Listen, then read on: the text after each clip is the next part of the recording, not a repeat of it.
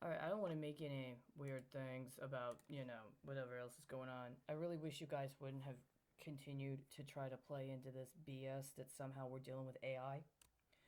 Um, that's not true. But I'm going to look something up right now. Hey, what's a doughboy? What is a doughboy? Do you remember? Do you ever hear about that?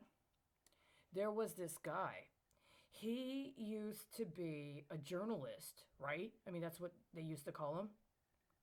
He was in the military, and he was a war correspondent in the United States Army. And what he did is he wrote about troops in the field. And among the things he did in writing about the troops in the field is he talked about the experience of African Americans in battle during World War II. Do you know who this guy is? Do you know who he is? See, I'll tell you why. Because this crazy thing happened a little couple years ago. Before COVID, in the days before COVID, there's this library. They call it the Martin Luther King Jr. Library. And all of a sudden, they started culling the books. They started taking out books that were nonfiction. They reduced the nonfiction section. They bifurcated certain kinds of fiction with what they considered to be reference, which became more and more and more specifically focused not only on a topic, but also a style of presentation and also sectors that elicit a certain kind of association, mostly abstracted, as if you're providing reference materials meant to work derivative processes as opposed to a linear, literal, technical proficiency. But the most compelling area was the African American section, in which African Americans and their biographies were allowed to be included when it came to considerations of what the legacy of the people is. There was not in that library one reference to this man. Even in the indexes of books regarding other people he knew, my concern was that what they had done is they had even strategically decided to exclude biographies or community histories that would have referenced certain individuals from the community. So you might be someone acceptable for consideration as a member of the African American community and as part of Black history, but if there was a biography of you that included your relationships with certain people that for whatever reason were not supposed to be a part of the common knowledge of the history of the community, they wouldn't include that biography. I watched them do that at that library. And I was upset because I was pretty certain they were doing it there at the time they were because it was primarily serving the black community. Not just the black community, by the way, but a specific black community in Dallas, right?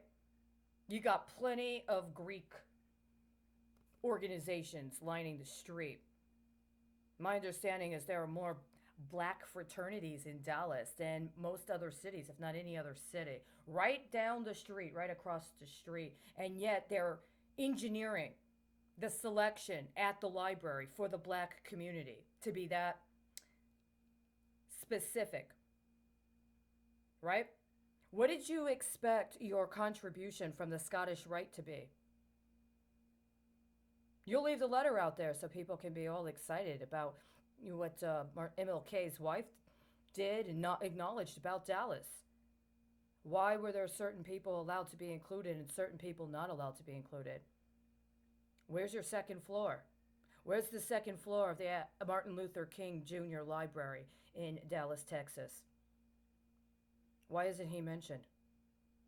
Why did you exclude a war correspondent who later became the editor of one of the most influential African American publications in the world, who also was an absolutely compelling and stunning American, who perhaps more than anybody else in a certain manner was able to describe what would go through somebody's mind, including manners in which they could actually address and engage with policymakers in consideration of people's right to consider armed struggle in the course of their political organizing. See, when you eliminate that from your community, it sounds like all you did is reabsorb the worst stereotypes of gangsterdom and gang recruitment in the stead of revolutionary development. And that's my history. That's my history. My history with and as your people.